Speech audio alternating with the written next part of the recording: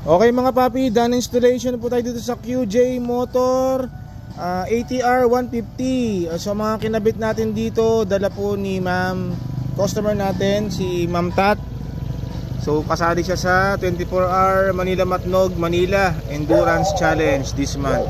So ito po, dala niyang ilaw yan, Mofax yung brand niyan, B7 Pro. So meron na itong built-in harness. So pakita ko na lang sa inyo yung sample light niyan.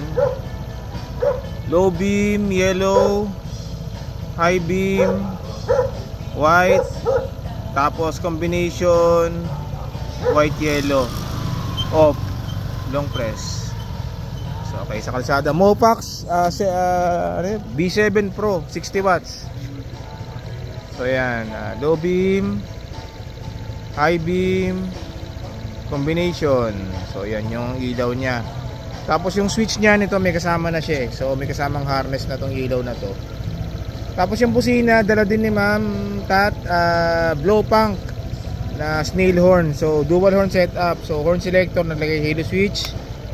Bali stock horn niya gumagana pa rin.